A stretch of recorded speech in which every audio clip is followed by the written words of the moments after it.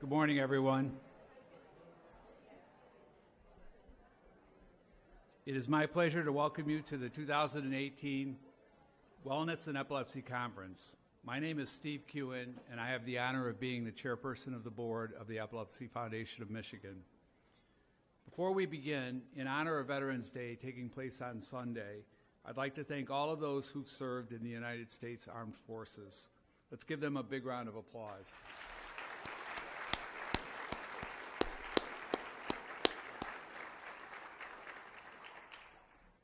I have served on the board for many years and have watched the Epilepsy Foundation of Michigan expand its role of advocating for those with epilepsy, as well as offering support for their respective families and friends. If this is one of the programs we started many years ago is this conference. If this is your first time attending, you may be surprised by how much you will learn in just one day. We are honored to be able to showcase all of these amazing speakers and to provide this opportunity to address topics and issues that speak to the epilepsy community. Like many of you here, I have epilepsy. I'm pleased to say that with daily medication, I've been seizure-free for many years now. But like all of you here, I am passionate about this cause, and I'm grateful to see so many of us here together today. Being educated about epilepsy is a critical step in leading the fight to end epilepsy. Before we go any further, I would like to acknowledge and thank our generous sponsors who have also helped to make this day possible. Our lead outreach sponsor, Henry Ford Comprehensive Epilepsy Center, our Health and Resource Fair sponsor, Michigan Medicine Departments of Pediatrics and Neurology, our premier session sponsor, Beaumont Children's, our wellness partners, McLaren Medical Group, LivaNova, Synovian, and Greenwich Biosciences, our community partner, Ohm of Medicine, and our health contributor, Spectrum Health. Please join me in a warm round of applause for our loyal and generous sponsors.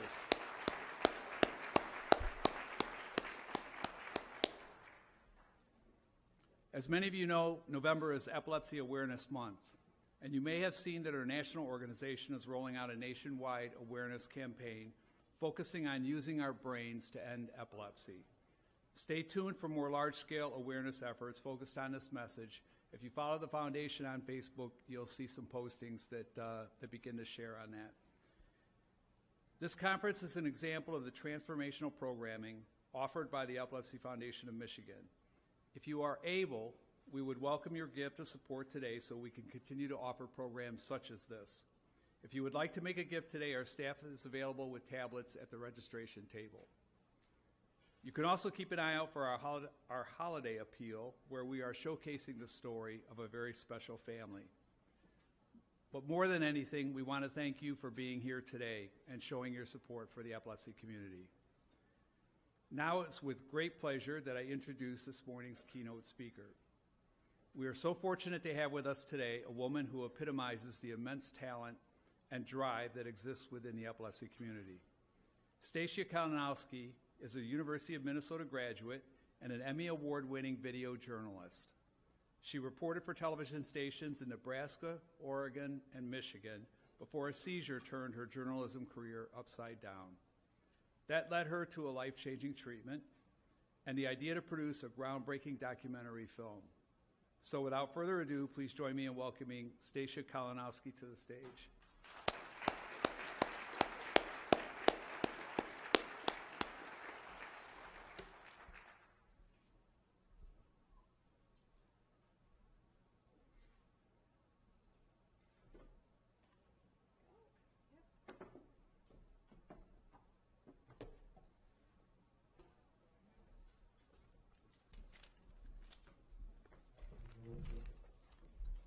That's how I start every speech, with some help getting upstairs. No, I'm just kidding. So I have an Achilles tendon injury, so I can walk around, but doing steps and stuff right now just isn't helping me out. So that's why you'll see me in a little scooter zooming around.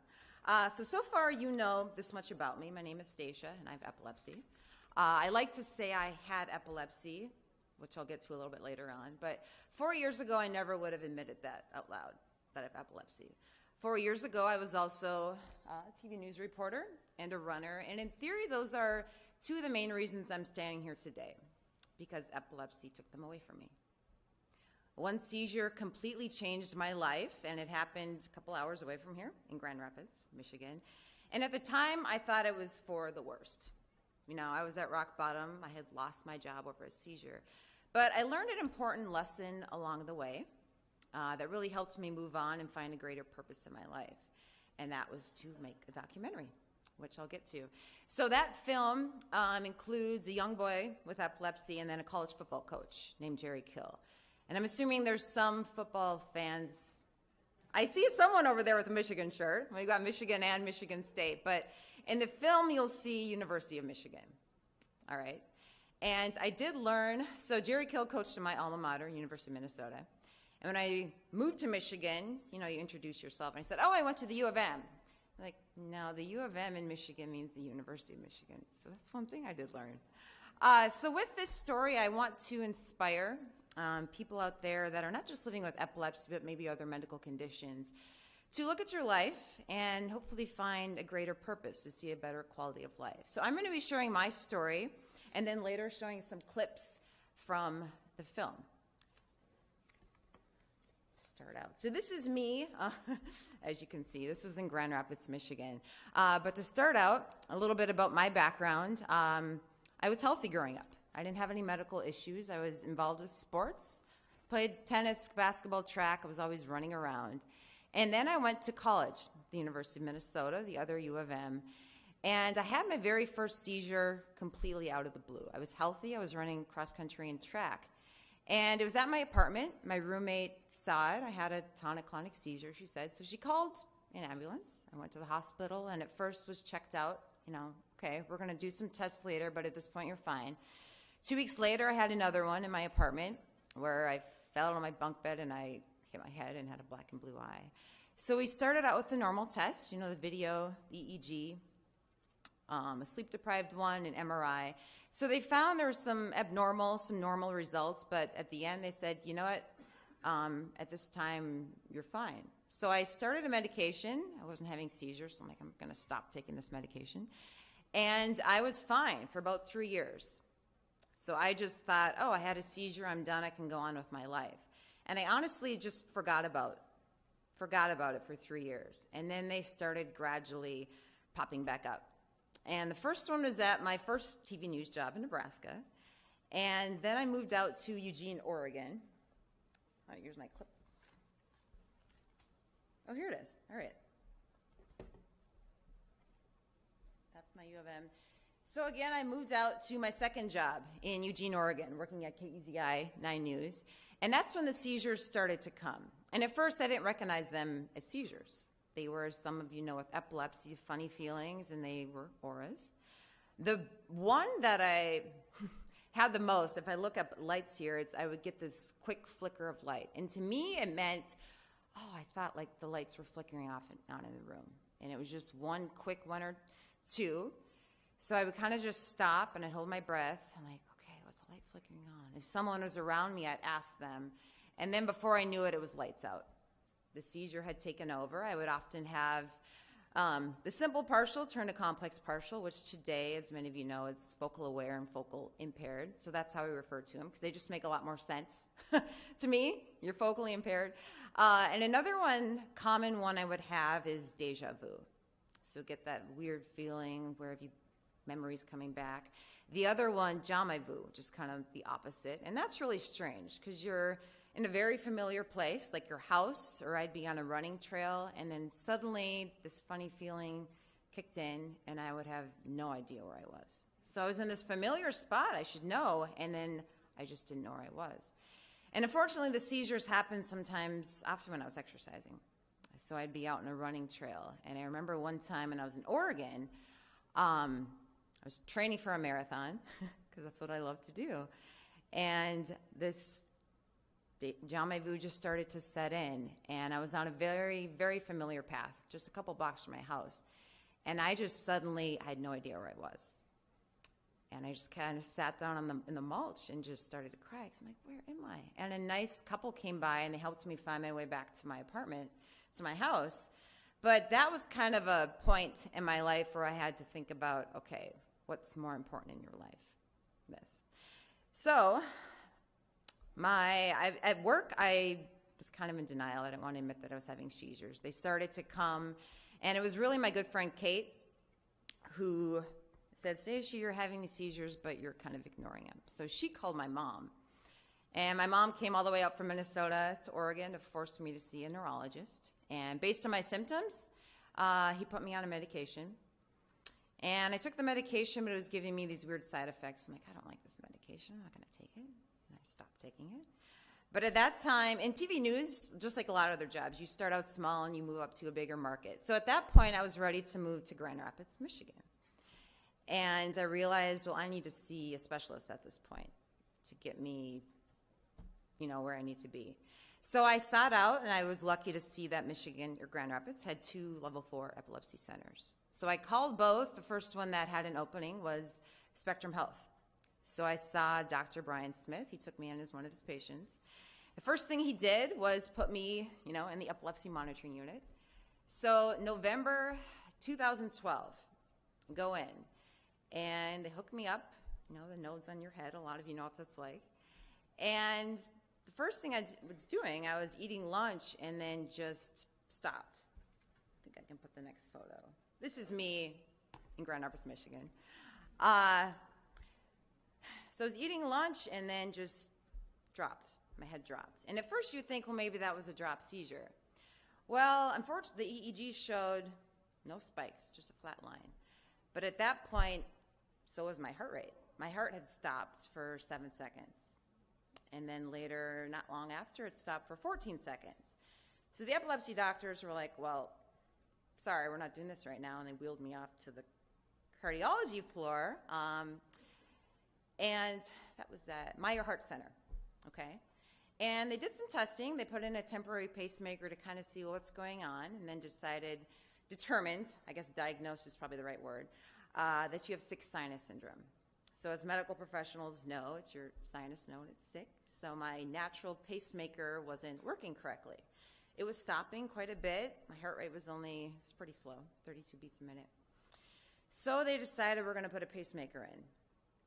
So we did that, and I left the hospital. Well, I should say I was still in the hospital, and Dr. Smith stopped by to see how I was doing. And I had a feeling going through, and I was kind of excited. And he came by to stop and say, how are you doing? And I was like, do you think I don't have epilepsy? Maybe this was just a heart issue this whole time. And I was kind of like, could this be a possibility? And he's like, no, he smiled. I think you still have epilepsy. It's like, oh, shoot. So he said, okay, rest up, go home for Thanksgiving, and we'll bring you back in here to do the epilepsy study. So I go home. I was feeling pretty good. My heart wasn't stopping anymore. And I started running again, but a few weeks, not even a few weeks, within a week, I started having a lot of trouble breathing. When I bent down to tie my shoes or go out the door running. And within a few days, about a week later, it got to the point where I couldn't breathe well at all. I went to work, and I did a live shot, and I was so short of breath. I went back to the station. I tried to voice my story for that night, and I just started hyperventilating because I couldn't breathe. So my news director, my friend, sent me, they said, you got to go back to the hospital. I'm like, I don't want to go back to the hospital. I was just there. So went in that night, and they took an x-ray because, I had trouble breathing. And I still remember the x-ray tech turning to look at me, and she said, you're lucky you came in tonight. You have a significant blood clot in your lung, so pulmonary embolism. And so we traced back, like, what could have happened? Well, when I was in the hospital for a pacemaker, I was immobile for about 2 weeks. So we realized, well, you developed a DVT, so deep vein thrombosis, and at some point it broke off, led to your lung. So I was back in the hospital, and I remember Dr. Smith stopped by again to see how I was doing, and which I was doing pretty well at that point. They put me on warfarin. And I said, well, so I can come back to see you in another week? Should I just stay in the hospital? What should we do? And he said, no, I'm not going to have you doing an epilepsy study when you're on a blood thinner. He said, it's just too dangerous. If you fall or have a serious seizure, you can't bleed out. That's not going to happen. So him saying that was kind of ended up being, I think, a factor in also leading to this decision, because I couldn't go back into the epilepsy monitoring unit for 6 months. So I did, And it led to, diagnosing epilepsy. We started off with another med, and at that point I had failed a couple. So the conversation started to turn towards surgery.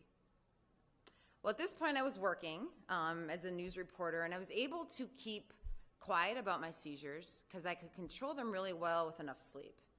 So if I got enough sleep, the 7 to 8 hours a night, I just didn't have seizures for a couple weeks, a couple months. Well, any adult knows 7 to 8 hours of sleep every night is just not reality, especially doctors. You guys don't sleep very well. So it did get to a point that I did have my first seizure at work. And thankfully, nobody was really around, but someone did hear it. So she told my employer. My employer, I didn't want them to know about the epilepsy, but they did find out. So they did the right steps. At first, I was given a driver, because before I was doing my own stories, driving around, and they developed a seizure action plan. So things were going well until they weren't. It was a couple months later, when I had a seizure that ultimately led to my dismissal. And it started out as just a fine day. I went to cover a court case. And court case, I started to feel a little funny. I don't remember much about this day. It was really people who told me what happened. But someone from court said, you need to come pick up your reporter. She's kind of out of it. So they came. I had another seizure in the elevator where I was confused, so I rode up and down a couple times because I didn't want to get off, and went back to the TV station. And I had another one in my boss's office, and they said, at this point, you need to go home. You need to rest. So I did, but on the way out, I stopped in a colleague's office. And I only stopped in there to say hi because she had come to me prior just to discuss some epilepsy. So I was like, well, I'm going to stop in and see how she is. Then I had a split-second flash of looking at an edit bay, and I just went black. And I have zero idea what happened because I was out of it. So I kind of woke up, and I was groggy, and I was on a couch, and she was by my side saying, you're okay, you had a seizure, but we're going to take you home. So I just thought, okay, all right, I'm going home. Then I was called into work. I need to flip this. Not quite yet. I was called into work the next day, and my boss kind of asked me what happened. I said, I have no idea. I was not conscious. What she told me, I still can't really come to grips with today because I don't know if it really happened. But I was ultimately dismissed, fired for inappropriate behavior. And it was a shock to me because once again, my boss told me this and I didn't believe her. So I said, well, can you talk to my doctor? So I called up Dr. Smith, and I was lucky he talked to her right away. And he kind of told her people can have all these crazy actions, what they might do during a seizure. Depending on what type of the brain is firing off, people do a lot of strange things. But I think she already had her mind made up and just said, no, you can't work here anymore. So at first I was very hurt. I felt discriminated against. And it was, like I said, a very low point in my life. I went home, definitely cried, but also got in touch with the Epilepsy Foundation of America. They have a legal defense fund. And at that point I thought, okay, I need to see if there's something I can do. So they appointed me a lawyer who looked into the case a lot, but he ultimately decided, you know what, I don't think you can win. I don't think this is going to happen. So at that point, it was like, well, what do? I can sit here and try to find a lawyer and put resources and money into it. But at that point in my life, I just thought, what's more important to me is my health and my happiness.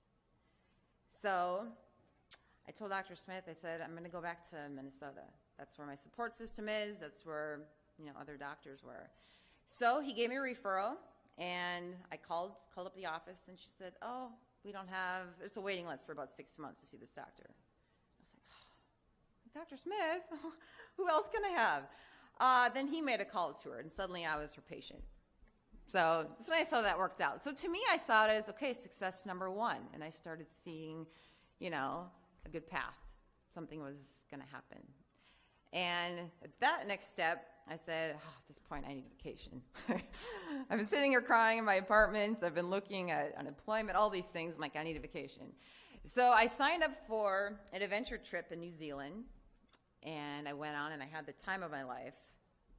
the next photo.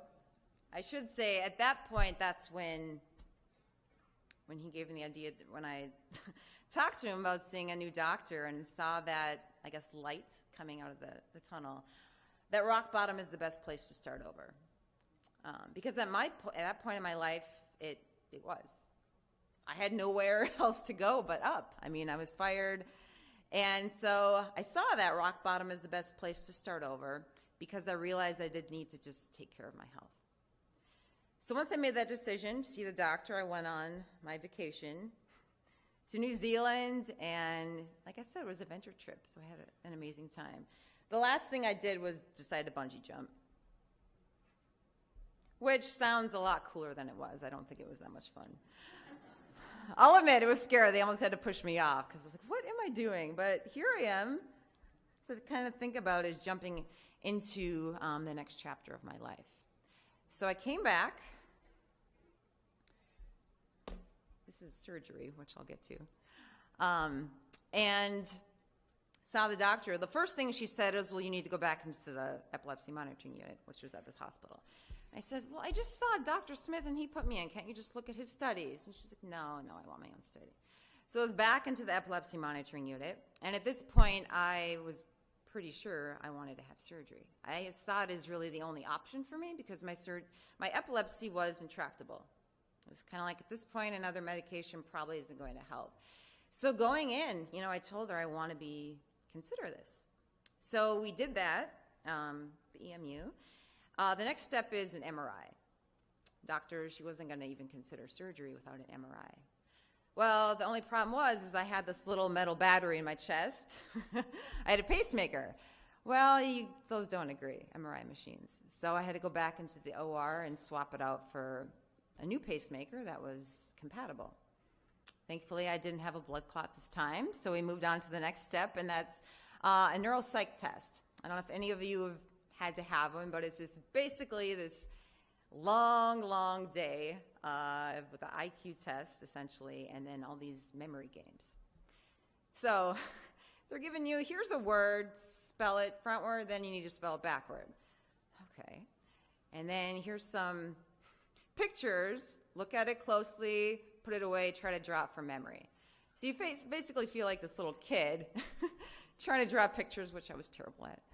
But after it, with all those tests done, my doctors had their conference, and they decided, you know what, I think you are a candidate.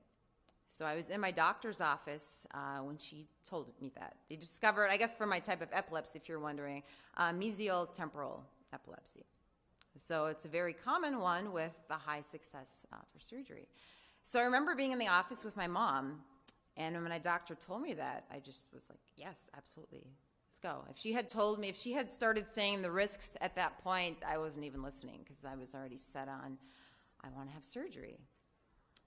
And in my head, too, I was just like, okay, is the OR open tonight? Can we go right now? But no, we had to, wait a little bit.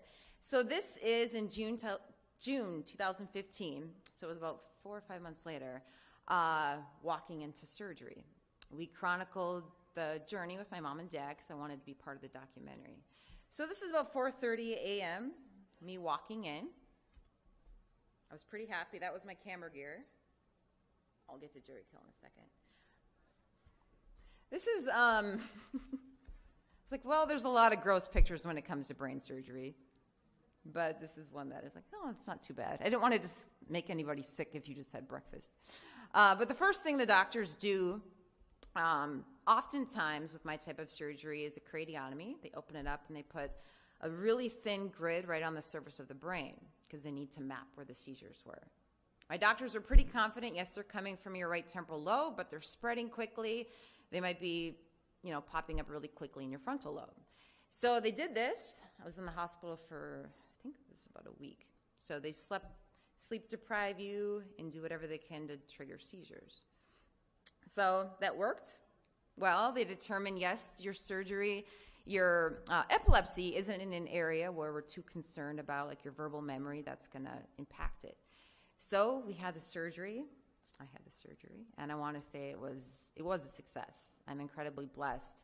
The 3 years post-surgery, all I've had are a couple auras. And I was having these awful seizures. I'm going to show you one of them. So it went from that and being terrified of having a seizure, at any moment to having surgery. And I know a lot of you might be thinking, you just said yes to surgery. Surgery can be kind of scary. But at that point, I guess I just put my faith in doctors. I knew I had surgeons that were very experienced.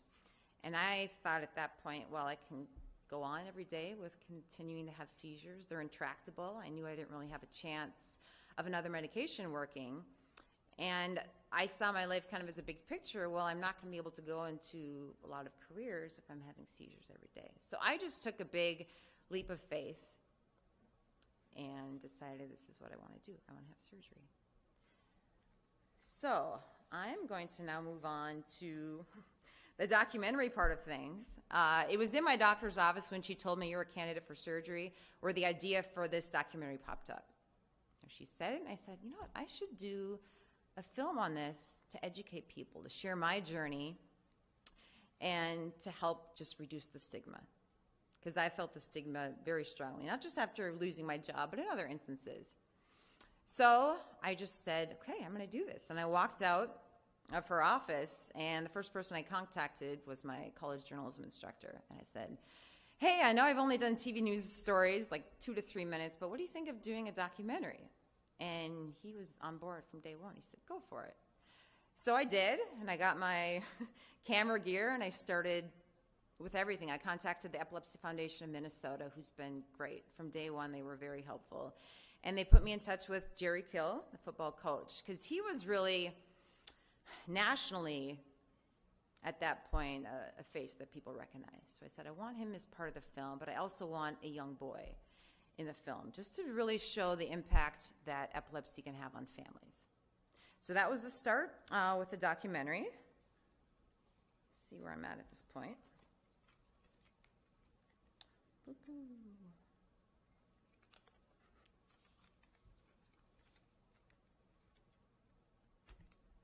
The other thing with the documentary was starting out, some people just thought I was doing it as like, hey, you're doing this, you're, kind of payback at your employer.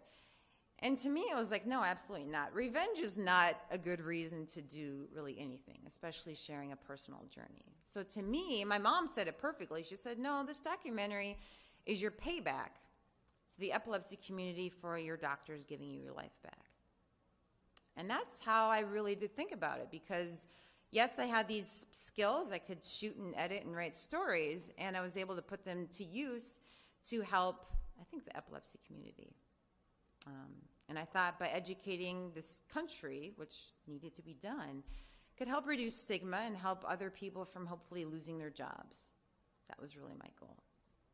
So I'm going to share some clips to show some important things in the film that I've addressed, but other important issues that have come up. And we'll start off with denial. I think a lot of you, I was the same person for a couple years, just denied it, didn't want anything to do with epilepsy in my life. I wanted to be able to run and to work in my career and not have to worry about it. Because like I said, my seizures came, but they went. So, and since I didn't, the right term is unconscious during them, I just thought, well, I'm having a seizure, it's done, I feel better, I can go on with my life. So the first clip I'm going to talk about is denial. And the other people in the film, you'll see Jerry Kill, his wife is Rebecca Kill, and then there's myself, my mom, and my sister, my good friend Kate, and then the young boy in Atlanta, Billy Drash, and his family. So you're going to see various characters, I should say, pop up during this clip. This is my friend Kate as she starts to talk. You ran a marathon up in Seattle. If I'm sleep deprived, like less than 6 hours, it's pretty much a guarantee I'm going to have a seizure. And so I knew, like, oh my gosh, I only got 3 hours of sleep. I'm lining up to run 26.2 miles. Like, I hope I do okay.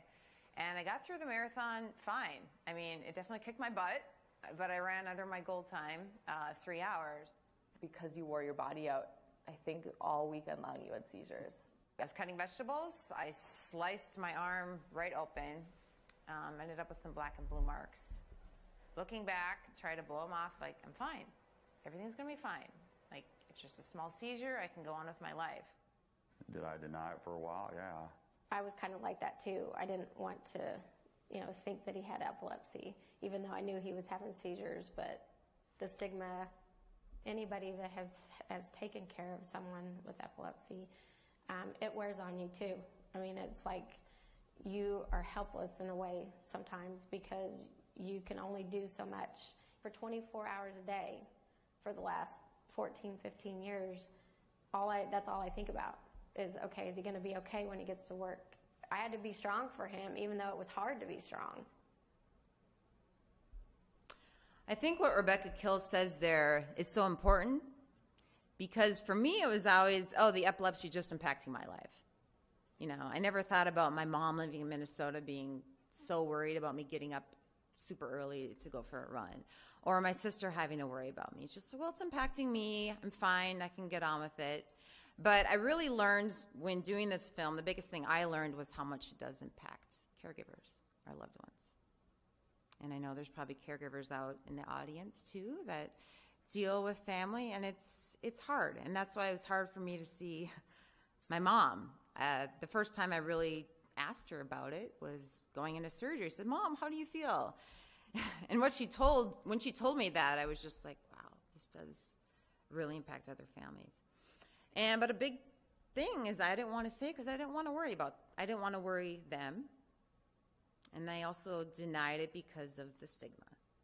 I didn't want to admit to myself I had epilepsy, and it was a big reason I didn't tell anybody. So this quick clip is going to address the stigma. Is it going to go to the next? I'll just hit play down here. Why do you feel there's such a stigma around epilepsy? Just like everybody else, it's easier to say seizure. I have a seizure disorder than it says epileptic. I don't know if it has to do with the brain, the mind, or it's the word. And to me, a lot of it has to, for me, it was the word. Made you sound like a freak or something.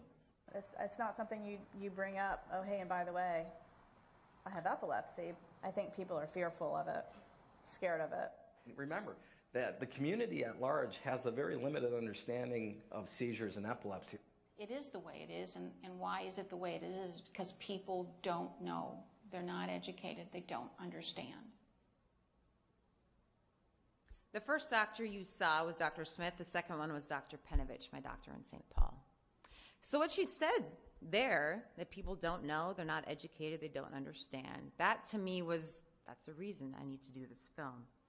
But I knew in order to give an honest look at epilepsy, I couldn't just do this film and share my journey without sharing one of my seizures, especially since they were, I guess I want to say, unusual. I was able to get a couple of families, throughout the film you'll see other seizures, that were willing to share theirs as well.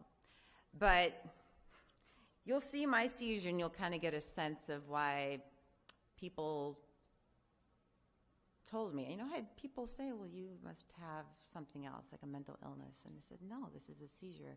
And I don't want to get into the stigma because that carries its own stigma. But I just wanted to show people this is what can happen when your brain, your right temporal lobe is short-circuiting.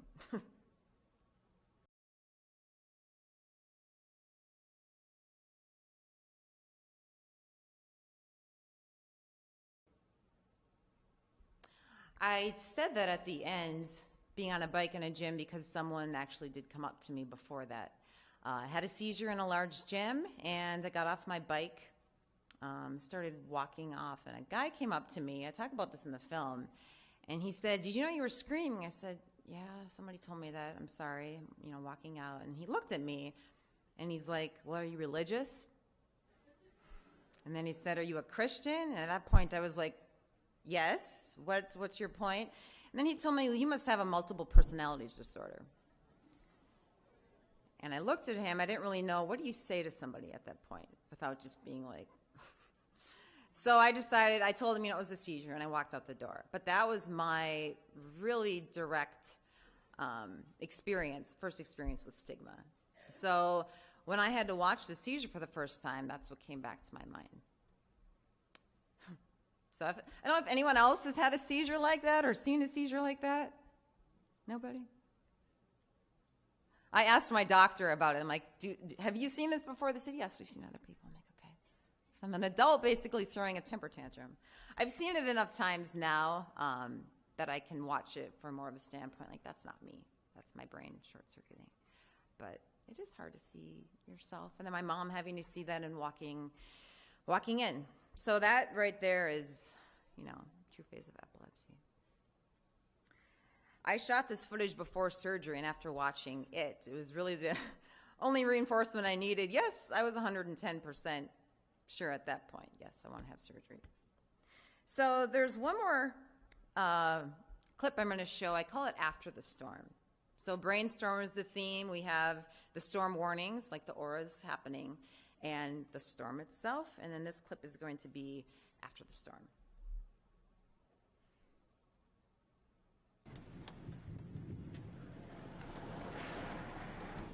You did the good job here. I mean, you gave the data. Now that my doctors had data and I had come face to face with my seizures, it was time to do something about it. And that's true for a lot of people who suffer from epilepsy. It's not something too hard to do. You just got to do it. And you got to realize you got to do it. I didn't realize this at first, because when you talk about hitting rock bottom, last August was me hitting rock bottom, getting fired from a job. But then in the last few months, I've just realized if I can overcome this epilepsy, I need to do something that's going to help reduce the stigma. Well, let me tell you something. You want to know something? Yeah. Whoever fired you or whatever they did, that's the best thing that ever happened in your life. No, that's what I've come to realize. If they wouldn't have fired you, you wouldn't be doing this. Exactly. Somebody's got a plan for you. I really appreciated what he said to me in his office that day. And one of the comments that Rebecca Kill, I'm turning over the wrong shoulder, Rebecca Kill really stuck with me too. I thought it was probably one of the best parts of the film. What did she say? Basically that you have to take control of your life at this point. You have to do something about it. So at this point, that's the last clip I have, but I just wanted to encourage people with epilepsy or with other medical conditions just to kind of take a look at your own lives and see, okay, is there something I could do differently? Should I reconsider brain surgery if it's an option, or VNS or another issue, or just another thing that you can look at to improve the quality of your life, which can also hopefully help your caregivers. So with that, I just want to open up to any questions that people might have today. Sure. Yeah. Oops.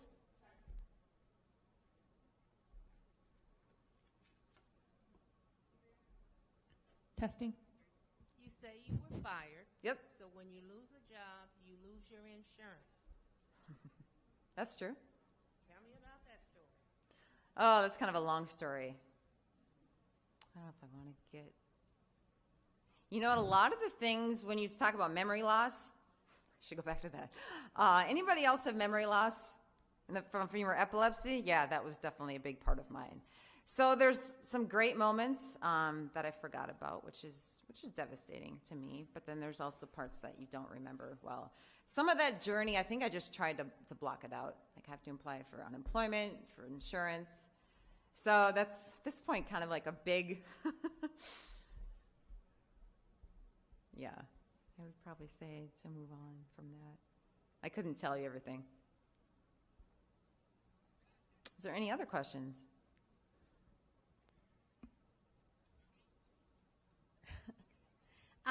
What kept you going even at your hardest point, your weakest point? What made you so strong as to who you are today? Yeah.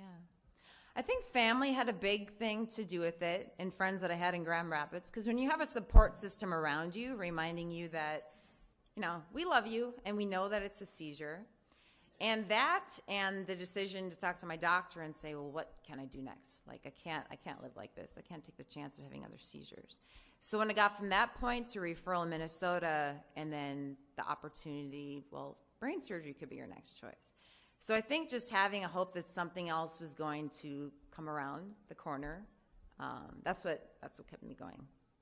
from day one, when I found out surgery is an option, I can go to Minnesota and have it, that was really what kept me going. Sure. Run. What was that?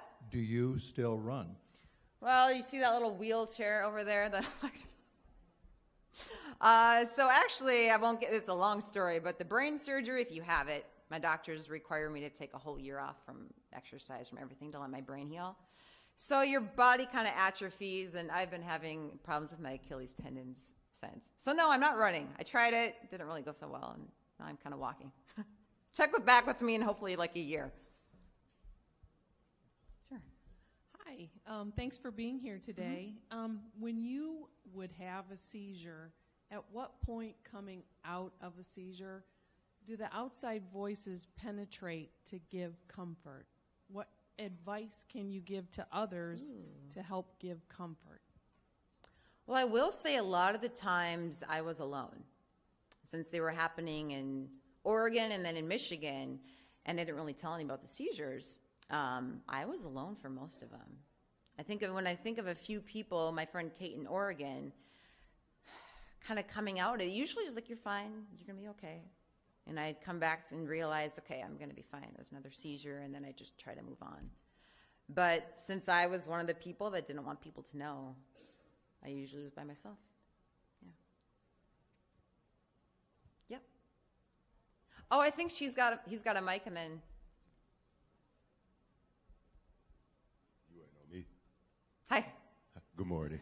Good morning. I just want to know, after a seizure, why is it that I seem like I've seen or know everybody, and I don't know these people? What's like facial recognition after seizures? Seeing, like I'm seeming like I know people that I don't know. I've seen like I know their face, and I can't really explain it. and that's probably part of, I mean, a doctor would be able to, but maybe part of the postictal, where you're coming out and you're just like, where the heck am I? And yeah, sometimes it did take. It's usually like the next day. Like, I don't know, it just seems like I've seen everybody before. It's strange. I would probably ask a doctor, because I'm not the best person to ask. Yeah. I don't have an MD. Oh, sure. Yeah, so how many different medications did you try before surgery was an option for you? The fourth one. And they usually say within 2 to 3, we know at that point it's probably intractable, it's not going to work. So after the fourth one, didn't work. Lost my job, yeah. Yes? How old were you when you had your first seizure? Are we back there? How old were you when you had your first seizure? I was the start of my junior year of cross-country season. So, 20 years old? That was my very, very first seizure. Yeah. What was your experience after the surgery? Good, yeah. It would surely be a motivation for the others. Yes, definitely. So after surgery, I would say the headaches are the worst part coming out of it. You know, they put you on morphine and everything in the hospital for the first point, but then it's you leave. It's expecting to have really bad headaches, and I did. I wasn't able to look at a computer screen or drive. Well, I couldn't drive it. But be in a car during the night with, flashing lights. So a lot of those things just really irritated my brain because it was healing. But other than that, I was always on guard waiting for seizures going to come. But the only thing I would have within that first 6 months, and I still have very rarely today, is just a little metallic taste in my mouth. So just that aura. And I never had those before surgery, but that's what I would have post. So if you wanted to, for me, it was just really bad headaches. Yeah. Hello. I'd like to know, if a person has the brain surgery, can they develop balance issues later in life? Again, that's going to be a question for an MD, but I do know when they do map your brain and they do a lot of work initially to be serious or you candidate for surgery. And they see where in the brain they think it's going to impact. I know if it's things like verbal memory or speech, certain things like that, they won't do surgery. So it all depends on the person.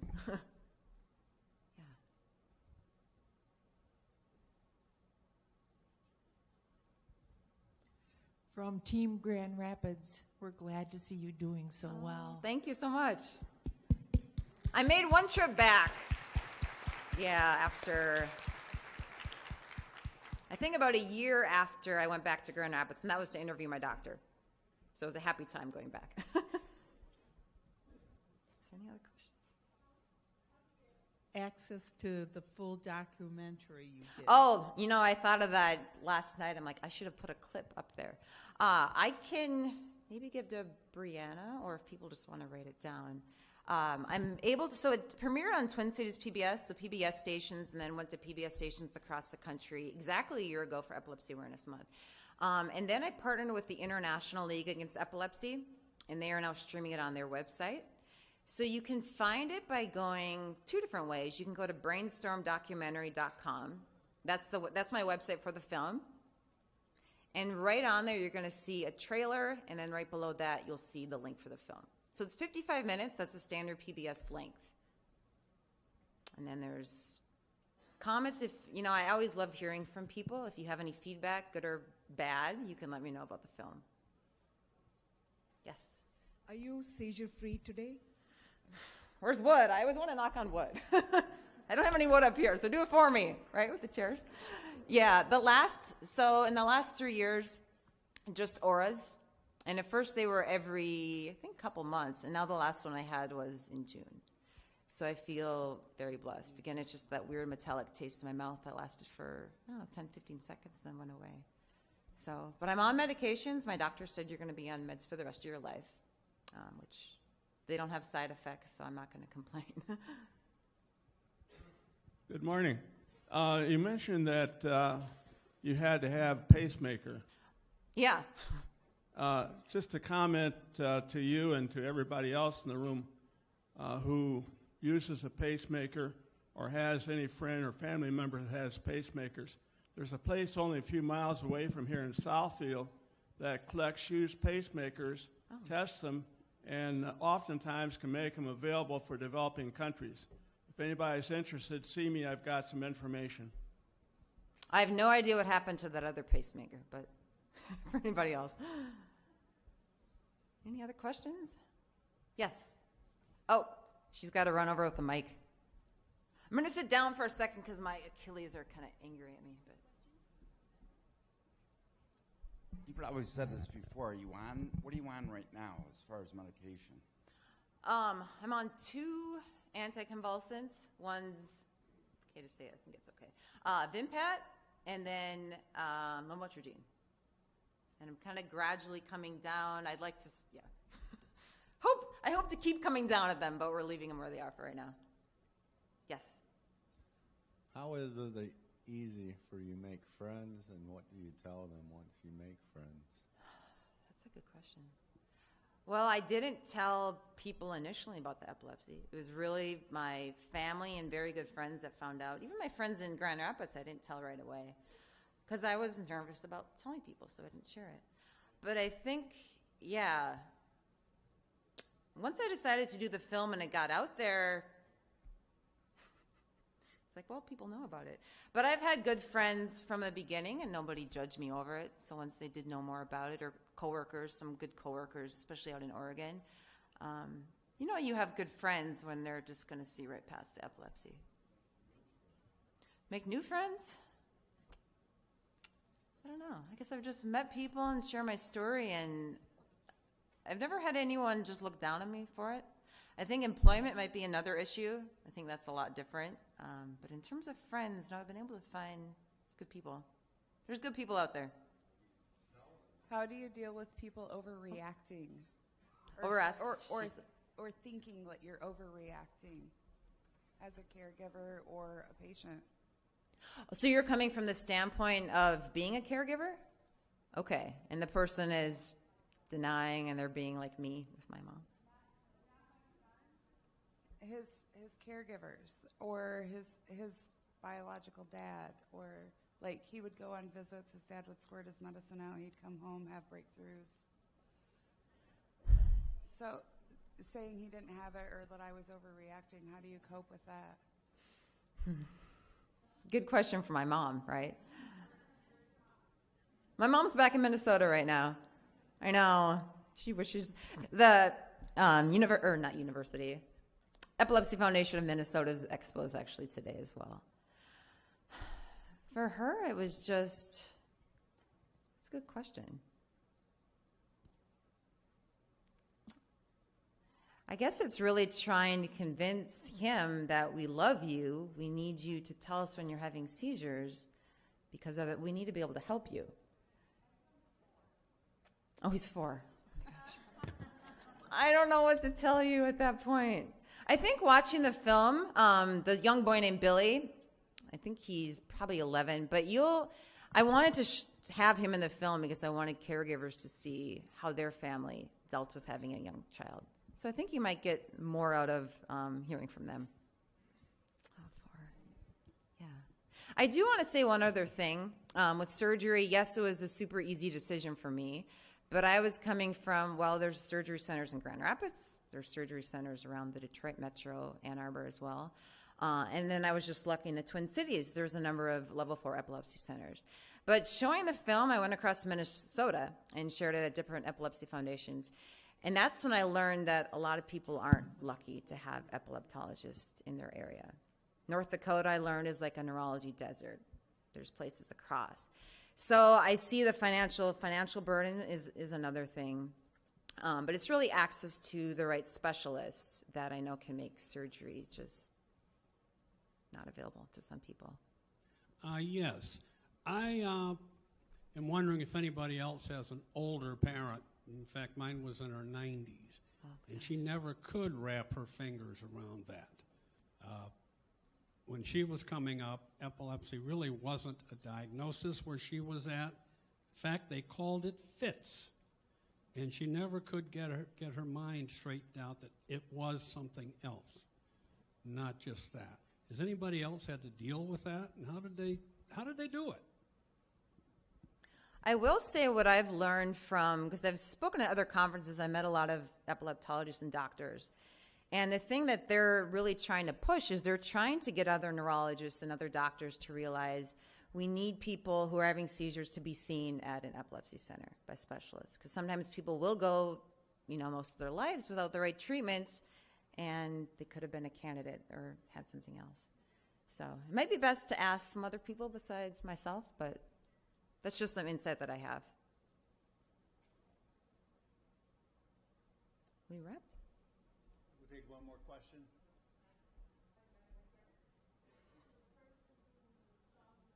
How do you get it across to the other parent or the other person that the child does have seizures? Let me tell you about my experience. I come from a very large family, male-dominated, 7 brothers, macho all the way. Had a father and 6 brothers for years. Said, there's nothing wrong with him. There's nothing wrong with him. I mean, just gave my mother the blues, okay?